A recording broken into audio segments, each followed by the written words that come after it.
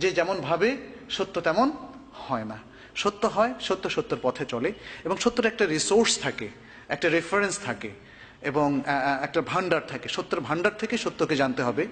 নিজের চিন্তা থেকে সত্যকে জানলে সেখানে আসলে সত্য পথে অগ্রসর হওয়া যাবে না। কিছু বিষয় আমরা আলোচনা করেছি, যেমন জিনের যে ক্রিয়েশন, কোথায় থাকে তারা, তাদের যে সুরাত, এগুলো আমরা আলোচনা করেছি।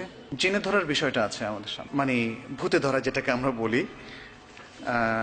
আসলে কি মানব দেহে তাদের কোনো নিয়ন্ত্রণ আছে কিনা, এ বিষয়টা আমাদের সমাজে অনেক সময় একটা প্রশ্ন সৃষ্টি করে। এখানে দুটো বই আছে, আপনারা পড়তে পারেন এ সম্পর্কে, এবং এগুলো মনে হয় PDF কপিও আপনারা ইন্টারনেটে পাবেন। দ্য ওয়ার্ল্ড অফ দ্য জিন and Devil's in the light off the Quran and the Sunnah, Omar Al আশকার, doctor Omar আল আশকার, তিনি ফুল প্রফেসর, জর্ডানের একজন প্রফেসর তিনি। আর আরেকটা হচ্ছে প্রোটেকশন ফ্রম জিন অ্যান্ড ডেভিলস, আব্দুস সালাম বালি, তার লেখা। জিন শব্দটার অর্থ মনে হয় আমরা বলিনি, তাই না? জিন মানে কি? জান্না এজন্য মানে লুক্কায়িত থাকা। এজন্য মানুষের যে ভ্রূণ, মায়েরা কনসিভ করার পরে যে ভ্রূণটা তাদের থাকে সেটাকে বলা হয় জানিন, আরবিতে বলা হয় জানিন। মায়েদের পেটে যে ভ্রূণটা থাকে তাকে বলা হয় জানিন।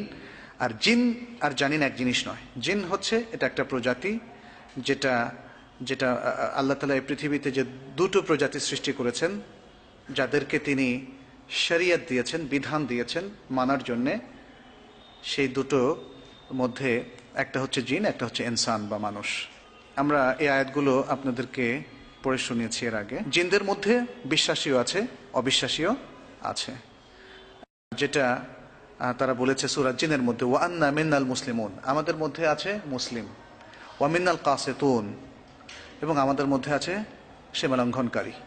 ফামান আসলামা, আর যারা ইসলাম গ্রহণ করেছে, ফা উলাইকা তাহাররাউ রাশাদা, তাহলে এরাই সত্যকে গ্রহণ করতে পেরেছে। জিন তো আছে, এটা আমরা একটু আগে আলোচনা করেছি। কোরআনে আছে, হাদিসে আছে, এবং সারা পৃথিবীর সমস্ত ইসলামিক স্কলাররা একমত। এখানে কিন্তু কেউ দ্বিমত করেননি, যে কোনো মুসলিম স্কলার যে জিন আছে কিনা এই ব্যাপারে সন্দেহ পোষণ করেছেন, করেননি। কারণ এটা সম্ভব নয়, কারণ এটা ওহির ইনফরমেশন। যে হাদিসটা আমরা একদম লাস্টে বলেছিলাম, যে শয়তান মানুষের শিরা উপশিরায় চলতে পারে, তার অ্যাক্সেস আছে। জিন কোথায় থাকে সেটা আমরা বলেছি, যে খুবই নিকৃষ্ট জায়গাতে, সাধারণত খারাপ জিনগুলো, আর ভালো জিনগুলো মসজিদে অথবা ভালো জায়গাতে। জিন কোনো কোনো পশুর আকৃতি ধারণ করতে পারে, এটা বুখারী হাদিস থেকে প্রমাণিত। ধোঁয়ার আকৃতিতে তাদের ওয়েস্ট বা ওয়েস্টেজগুলো শেষ হতে পারে, বা তাদের জীবন অবসান হওয়ার সময় ধোঁয়ার আকৃতি দেখা যেতে পারে, এটাও বুখারীর আয়াত থেকে আমরা জানতে পারি। 6 ধরনের জিনকে অ্যাপয়েন্টমেন্ট দেওয়া হয়েছে। 6 ধরনের জিন। এক ধরনের হলো যারা যখন সালাত আদায় করে, সালাতের মধ্যে তাদেরকে মিসগাইডেড করে, মানে বিভ্রান্ত করে, যে তোমার সালাতটা হয়নি, ওয়াসওয়াসা দেয়, অথবা তাকে মানে মনোসংযোগটা নষ্ট করে দেয় ইত্যাদি। দ্বিতীয় হচ্ছে যারা স্বামী স্ত্রীর মধ্যে বিভক্তি সৃষ্টি করে, সাধারণত সেটা জাদুর মাধ্যমে। জিনদের মধ্যেও একদল জাদুকর আছে, যেই জাদুকরদেরকে মানুষ, তাদের সঙ্গী মানুষরা, খারাপ মানুষেরা কাজে লাগায়, এবং তার মাধ্যমে তারা অনেকটা আমাদের কাছে যেটা অসাধ্য, তারা সেটা মানে সাধ্যের মধ্যে নিয়ে আসে। কোনো পরিবারের কারো চুল নিয়ে সেখানে জাদুটোনা করে গিট দেয়, এবং অনেক সময় দেখা যাচ্ছে এই ভেদটা উদ্ধার করা খুব কঠিন হয়। আমরা শুধু গেস করতে পারি বা বুঝতে পারি, কিন্তু এর থেকে উত্তরণটা আমাদের অনেক সময় জানা নেই। তো যাতে এই ধরনের জাদুটোনা জিন কিংবা মানুষের পক্ষ থেকে না হতে পারে, আমরা কিছুক্ষণ পরে তার কিছু ট্রিটমেন্ট, শরীয়তের দিক থেকে কিছু ট্রিটমেন্ট উল্লেখ করব। আর তৃতীয় হচ্ছে কিছু জিন আছে যারা বাজারের মধ্যে থাকে।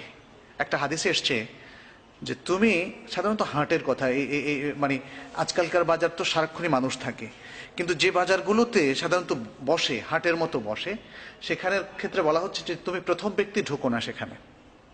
অবশ্যই কেউ না কেউ তো ঢুকবেই, কিন্তু বলা হচ্ছে আপনাকে, আমাকে, সবাইকে, আমি যেন প্রথম ব্যক্তি না হই, আমি আমার ব্যাপারে সতর্ক থাকবো। কেউ না কেউ তো ঢুকবে, সেটা অসতর্ক ব্যক্তি ঢুকবে। আবার বলা হয়েছে যে তুমি শেষ ব্যক্তি হয়েও না যে সবার শেষে বাজার থেকে বের হবে। কেন? কারণ সেখানে জিন থাকে। বাজারও জিনদের একটা স্থান, এখানে তারা নানা ধরনের কুকর্ম করে থাকে। চতুর্থ হচ্ছে যারা মিথ্যাকে মানুষের কাছে সুশোভিত করে, এবং পঞ্চম হচ্ছে যারা প্রাকৃতিক যে দুর্যোগগুলো হয় সে দুর্যোগের সময় যারা মানুষকে বিভ্রান্ত করে, আল্লাহর দিন থেকে সরিয়ে নেয়, এবং তখন হয়তো অনেকের কানে এইভাবে তুলে দেয়, দেখো তুমি দরিদ্র মানুষ, তোমার কি দোষ, অথচ আল্লাহর মানে বিপদটা এসে পড়লো তোমারই উপরে। তার মানে হচ্ছে দুনিয়াও শেষ, আখেরাতও শেষ। এবং ষষ্ঠ হচ্ছে মানুষের মধ্যে এমন কিছু প্ররোচনা দেওয়া যাতে তারা অ্যাডাল্টারি বা এরকম কোনো পাপের মধ্যে তারা লিপ্ত হয়। এখানে আরেকটা বিষয়, সাধারণত আমরা অন্য ধর্মের অনেককে দেখি তারা ফেরেশতাদের মধ্যে খারাপ ফেরেশতাও একটা আছে বলে তারা বিশ্বাস করে, কিন্তু ইসলামের বিশ্বাস হচ্ছে ফেরেশতাদের সকলেই ভালো, এবং ফেরেশতাদেরকে আল্লাহ তাআলা তৈরি করেছেন এমন নেচার দিয়ে যে তাদের সাধ্য নেই যে আল্লাহ তাআলার নির্দেশের ভায়োলেশন করে। আল্লাহ যা বলেন তাই তারা করে, এবং তারা খায় না, তারা পড়ে না, তারা বিবাহ করে না ইত্যাদি। অতএব ফেরেশতাদের মধ্যে খারাপ ফেরেশতা বলে কিছু নেই, বরং জিনদের মধ্যে সেটা আছে। জিনরা সানসেটের সময় বিশ্বে বের হয়, এবং অর্থাৎ সন্ধ্যা থেকে আরম্ভ করে রাত্রে তাদের বিচরণ বেড়ে যায়। আর এজন্যেই সানসেটের মধ্যেই সবাইকে ঘরে ফেরার জন্য একটা নির্দেশ ইসলামে আছে। সন্ধ্যার সাথে সাথেই সমস্ত খাবার দাবারও ঢেকে রাখার একটা নির্দেশ আছে, যাতে সেটা জিনের দৃষ্টিতে অথবা জিনের টাচে না আসে। এখানে ওই যে মুসলিম শরীফের একটা হাদিস আছে যে ইবলিসের আরশ বা সিংহাসন হলো কোথায়? পানির উপরে। এখানে একটা দোয়ার বিষয়ে বলা হয়েছে, আল্লাহুম্মা জান্নিবনা শায়তান ও জান্নিবি শায়তানা মিম্মা রাযাকতানা। কারণ শয়তান চায় মানুষের সন্তানগুলো নষ্ট হয়ে যাক, গর্ভে নষ্ট হয়ে যাক, অথবা মানে প্রতিবন্ধী হোক ইত্যাদি নানা ধরনের বিষয়গুলো আছে। এখানে যদিও সায়েন্টিফিক ব্যাখ্যা আছে, একটা বাচ্চা কেন প্রতিবন্ধী হয় তার একটা সায়েন্টিফিক ব্যাখ্যা অবশ্যই আছে, কিন্তু সেখানে শয়তানের ইন্ধন, শয়তানের কোনো, আজকাল তো আমরা এটাও দেখি যে চিকিৎসার ভুলের কারণেও কিন্তু অনেক প্রবলেম দেখা দেয়, তাই না? একজন অ্যাডাল্ট ব্যক্তিরও, ছোট বাচ্চারও, এবং মানে মায়ের গর্ভস্থ সন্তানেরও কিন্তু অনেক ক্ষতি হয় ডাক্তারের ভুল ডায়াগনোসিসের কারণে অথবা ভুল পরামর্শের কারণে। সেক্ষেত্রে শয়তানের নিশ্চয়ই এই অ্যাক্সেসটা অস্বীকার করার মতো নয়। এই জন্যই এই দোয়াটা পড়া, জান্নিবনা শায়তান ও জান্নিবি শায়তানা মিম্মা রাযাকতানা। হে আল্লাহ, শয়তানকে আমাদের থেকে দূরে রাখো, এবং আমাদেরকে যে রিজিক তুমি যে সন্তান দিবে সে সন্তানের কাছ থেকেও শয়তানকে দূরে রাখো, অর্থাৎ শয়তানকে স্পর্শ করতে দিও না। ব্ল্যাক ম্যাজিক, যেটাকে আমরা জাদু বলি, এই ব্ল্যাক ম্যাজিক অথবা সেহের, এটা আসলে যারা জাদু করে এবং যারা জিন শয়তান এদের উভয়ের কর্মসংযোগে এই কাজটা হয়ে থাকে। এই জন্য আমি একবার ট্রেনে ভ্রমণ করছিলাম, নিজেই দেখলাম যে তাবিজ বিক্রি করছে। তো তাবিজটা খুলে দেখলাম যে হায় আল্লাহ, তাবিজের ভিতরে একটু মাটি আর একটু আঁকিবুকি লেখা, কিছু নেই। কিন্তু ওরা যে ওয়াজ করে যে কোরআনের সমস্ত গুণ এর মধ্যে আছে, হাদিসের সমস্ত বরকতের মধ্যে আছে ইত্যাদি, এ হচ্ছে ব্ল্যাক ম্যাজিকের নানা ধরনের রকম ফের।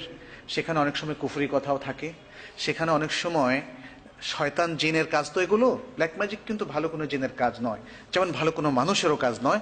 অতএব শয়তান জিনকে খুশি করার জন্য তারা, শয়তান তো সবসময় খুশি হয়, দেখবেন যারা পৃথিবীতে দুর্নীতি করে বেড়ায়, খারাপ করে বেড়ায়, তখন ইসলামের অথবা ভালো লোকদের ক্ষতি করাটা তাদের একটা প্রধানতম কাজ হয়ে দাঁড়ায়। খামাখাই মানুষের মধ্যে দেখবেন যে এক শ্রেণীর লোক ভালো লোকদের ক্ষতি না করলে তার ভালো লাগবে না। তো এটাও হচ্ছে শয়তানদের একটা বিষয়। তো তখন তারা কি করে, এই মানে এই জিনগুলো, খারাপ জিনগুলো শর্ত করে যে তুমি কোরআনের এই পাতাকে অথবা কোরআনের এই মুসহাফটাকে ইয়েতে রাখতে হবে, বাথরুমের নিচে, অথবা মানে ময়লা কোনো আবর্জনার মধ্যে রাখা, ডাস্টবিনে রাখা, মানে এটা তাদের শর্ত করা হয়। এবং এরকম অনেক গল্প আমি অনেক মুসলিম স্কলারদের কাছে শুনেছি, বিশেষ করে গ্রামে গঞ্জে যারা ব্ল্যাক ম্যাজিকের চর্চা করে থাকেন। দেখা যাচ্ছে যে জিনদের এই শর্ত তারা পূরণ করে তাদেরকে বশ করেন, এবং ব্ল্যাক ম্যাজিকটা করে তারা অনেক সময় দুনিয়া কামান, স্বামী স্ত্রীর মধ্যে বিভেদ করেন, অথবা স্বামী স্ত্রীর মধ্যে ভালো সম্পর্ক নাই, তাদেরকে আবার অতিরিক্ত ভালোবাসার বন্ধনে আবদ্ধ করেন। কিন্তু ইসলামে ব্ল্যাক ম্যাজিকের ব্যবহার ভালো উদ্দেশ্যে হোক আর খারাপ উদ্দেশ্যে হোক, বা অন্য আরেকটা ব্ল্যাক ম্যাজিকের চিকিৎসা হোক, সবটাই নিষিদ্ধ। কারণ এটা একটা অত্যন্ত খারাপ চর্চা, খারাপ অনুশীলন। ফলে ইসলামে এর কোনো বিধানই নেই যে এটাকে চর্চা করা যাবে। ব্ল্যাক ম্যাজিকের বা জাদুর কিছু বিষয় আছে। আমি অনেককে দেখেছি ব্যক্তিগতভাবে যে অনেকেই জাদু টোনা হয়েছে বলে সন্দেহ করেন। আমি তাকে বলেছি যে, বা আমাদের সাজেশন হচ্ছে যে আন্দাজে সন্দেহ করবেন না, সন্দেহ করে নিজের মধ্যে একটা মনস্তাত্ত্বিক একটা মানে সমস্যা তৈরি করবেন। বরং তার কিছু সাইন আছে, যদি সেই সাইনগুলো আপনারা এক্সপ্লোর করতে পারেন তাহলে বুঝবেন যে ব্ল্যাক ম্যাজিক হয়েছে, এবং তার জন্য যে শরীয়তের যে ট্রিটমেন্টটা আছে সেটা আপনারা নিতে পারেন। একটা হলো যেমন হাজব্যান্ড ওয়াইফ হঠাৎ করে একে অন্যকে দেখতে পারছেন, অথচ তাদের মধ্যে একটা ভালোবাসার সম্পর্ক, একটা সুন্দর সম্পর্ক ছিল, তখন হঠাৎ এর কারণটা কি? তখন এটা ব্ল্যাক ম্যাজিক হওয়ার সম্ভাবনা। আর যদি এটা ঝগড়া থেকে আস্তে আস্তে বাড়ে তাহলে কিন্তু সেখানে ব্ল্যাক ম্যাজিক নয়। সেখানে আরো দেখতে হবে যে কেউ একজন হয়তো দুর্ব্যবহার করছেন, এবং তখন তার পার্টনারের সাথে তার একটা ভুল ধারণা হতে হতে হতে ক্ষিপ্ত হয়ে সেটা কোনো একদিন হয়তো ঝগড়ায় ফেটে পড়ে। তো সেটা কিন্তু ব্ল্যাক ম্যাজিক নয়। ব্ল্যাক ম্যাজিকটা দুজনেই খোলামেলা আলাপ করলে বুঝবেন যে না, আমরা একে অপরকে পছন্দ করি, কিন্তু এখন আর কারো সহ্য হচ্ছে না। এটা ব্ল্যাক ম্যাজিকের একটা আলামত। ব্যাড স্মেল বা এরকম কিছু অনুভব করা ঘরের মধ্যে সারাক্ষণ। আরো কিছু সাইনের মধ্যে আছে, যেমন পাগল পাগল ভাব হয়ে যাওয়া হঠাৎ করে, হ্যাঁ, আপসেট হওয়া খুব বেশি, এবং দুঃস্বপ্ন দেখা বেশি বেশি, এবং দুঃস্বপ্ন তার জীবনের আচরণে সর্বক্ষেত্রে তার উপর খুবই খারাপ প্রভাব ফেলছে ইত্যাদি। এগুলো ব্ল্যাক ম্যাজিকের কিছু আলামত। তারপরে স্বপ্নে দেখা যে সে একটা পাহাড় থেকে পড়ে যাচ্ছে বারবার, এরকম এভাবে। এগুলো হচ্ছে যে ব্ল্যাক ম্যাজিকের কিছু আলামত। জিনে ধরার কিছু আলামত আছে। আমাদের দেশে অবশ্য অনেকেই সেটাকে জিনে ধরা বলতে চান না বা ভূতে ধরা বলতে চান না। ভূত শব্দটা এটা শারীরিক কোনো পরিভাষা না, এটা আমাদের নিছক বাংলা পরিভাষা, যার অর্থ হচ্ছে খারাপ জিন। আর জিন কোনো কোনো লোককে টার্গেট করতে পারে, পুরুষ জিন মেয়েদেরকে, অথবা মহিলা জিন কোনো পুরুষকে। সেক্ষেত্রে এপিলেপসি যেটাকে বলা হয়, অর্থাৎ জিনে ধরা, এই বিষয়টা ঘটতে পারে। কেউ যদি জিনের কোনো ক্ষতি করে ফেলে, জিনের খাদ্য নষ্ট করে, তখন জিন রেগেও কিন্তু মানুষকে ধরতে পারে। যদি আপনি খুব ভয় পান কোথাও গিয়ে, কারণ ভীত লোককে আমরা দেখেছি, ইভেন কুকুরও কিন্তু তার একটা সাইকোলজি আছে, ঘেউ ঘেউ বেশি করে যদি আপনি বেশি বেশি ভয় পান। আমি এক বাসায় গিয়েছিলাম গুলশানে, তো সেখানে কুকুরটা ছিল খুবই হিংস্র। স্বাভাবিকভাবেই আমরা যারা অভ্যস্ত নয় কুকুরের সাথে, ভয় পেয়ে যাই। আমাকে কুকুরের মালিক বারবার বলছে আপনি ভয় পাবেন না, তাহলে ও কিছু করবে না, কিন্তু আমি ভয় পাচ্ছিলাম। তো দেখলাম যে ও খালি তেড়ে আসছে, তখন তারা ধরলো। তো এই যে ভাবটা, এটা কিন্তু জিনের ক্ষেত্রেও। জিনকে প্রচন্ডভাবে আপনি জেনে হোক না জেনে হোক রাগিয়ে দিলেও সে আপনাকে ধরবে, আর যদি আপনি তাকে ভয় পান তাহলেও ধরতে পারে। আরো কিছু আলামতের মধ্যে আছে, যেমন মানে মানে যেগুলো যেগুলো হয়তো কারণ হতে পারে আর কি। এই বিষয়গুলো আমরা এখানে করলাম। কম ঘুম হওয়া, তারপরে বেশি বেশি দুঃস্বপ্ন দেখা, রাত্র জেগে থাকা। রাত্র জেগে থাকা আসলে এটা আমাদের জন্য অসঙ্গত। আমরা অনেকে পড়ার কারণে রাত্র জেগে থাকি, অথচ শরীয়তের নির্দেশ হচ্ছে রাত্রে ঘুমোতে যাওয়া, এবং তাতে করে শরীরের যে অবসাদগুলো আছে সেটা মিটে যায়, এবং দিনে কাজের জন্য আমরা পরিপূর্ণ প্রস্তুতি নিতে পারি।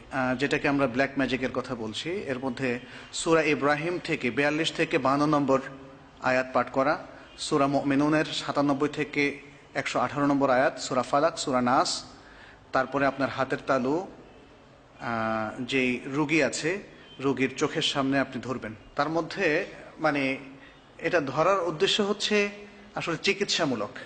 তার মানে আপনি বুঝতে পারবেন যে ব্ল্যাক ম্যাজিক বা উইচ ক্রাফটিং করা হয়েছে, এটা নয়, বরং এটা হচ্ছে চিকিৎসামূলক। এই কাজগুলোর মধ্য দিয়ে আশা করা যায় যে সেটা কেটে যাবে ইনশাআল্লাহ। সাধারণত কি কারণে আপনার এই ব্ল্যাক ম্যাজিকটা করা হয়?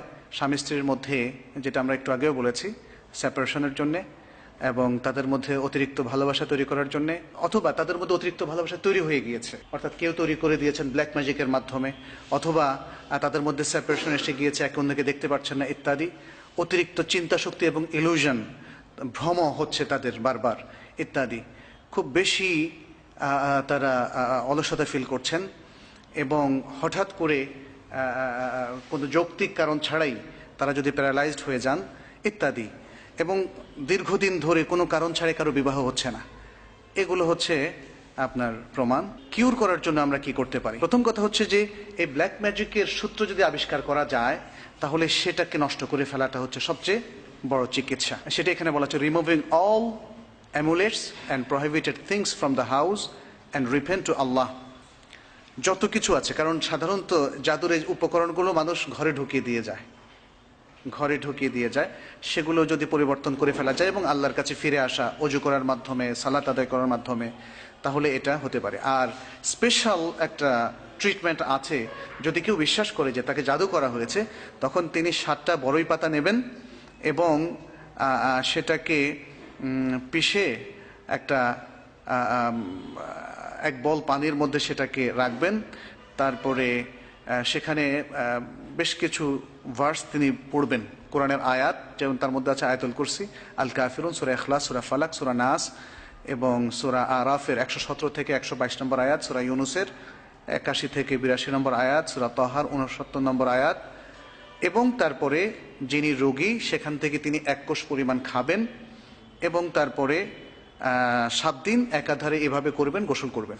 ব্যাস, এই ট্রিটমেন্টটা যদি করেন তাহলে আশা করা যায় যে ইনশাল্লাহ কেটে যাবে। অনেক সময় এই কাজটা করা হয় বন্ধ্যাত্বের জন্য, মানে যেন সন্তান না হয়।